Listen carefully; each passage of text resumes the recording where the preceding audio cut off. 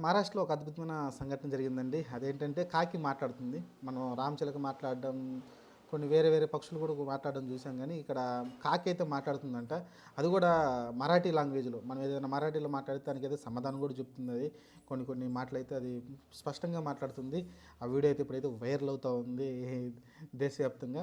మరి అది చిన్నప్పటి నుంచి అక్కడే పుట్టి పెరిగిందంట. అదంతా వీళ్ళందరూ మాట్లాడుకునేది విని ఆ మాటలైతే అది రిపీట్ చేస్తూ ఉందంట. ఇప్పుడు రీసెంట్గా దాన్ని వీడియో చేసి సోషల్ మీడియాలో అయితే వైరల్ అవుతూ ఉంది.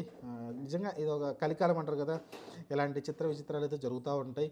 మరి ఆ కాకికి ఎందుకంటే ఇన్ని కాకులు ఉండగా దేశంలో ఆ కాకి ఆ టాలెంట్ ఎలా వచ్చిందో తెలియదు కానీ, ఎందుకంటే మన చిన్నప్పటి నుంచి చూస్తూనే ఉంటాం, కాకుల మధ్యలో పెరుగుతూ వచ్చాం మనమైతే. మన చిన్నప్పుడు ఊర్లలో విలేజ్ల్లో పెరిగిన వాళ్ళకి తెలుస్తుంది. అలానే సిటీస్లో కూడా కాకులు ఉంటున్నాయి. మరి ఏ కాకి లేని స్పెషాలిటీ అయితే ఆ కాకి దగ్గర అయితే ఉంది. అదైతే మరి మాటలైతే మాట్లాడుతుంది చిలకలాగైతే. చూద్దాం మరి ప్రస్తుతానికైతే ఇంకా ఆ కాకి ఫేమస్ అయిపోయింది దేశవ్యాప్తంగా. ఇది ఒక అద్భుతమైన సంఘటనే మరి. చూద్దాం మరి ప్రస్తుతానికైతే దాన్ని బాగా వైరల్ చేస్తూ ఉన్నారు. అది మాట్లాడుతుంది, స్పష్టంగా మాట్లాడుతుంది కాబట్టి చూద్దాం మరి ఫ్యూచర్లో ఇంకా ఎన్ని కాకులు ఇలాంటి చిత్ర విచిత్రాలు మన దేశంలో జరగబోతున్నాయో. అదేదో బ్రహ్మంగారి కాలజ్ఞానంలో ఏదో చెప్పినట్టు ఒక్కొక్కటి జరుపుకుంటూ వస్తూ ఉంది.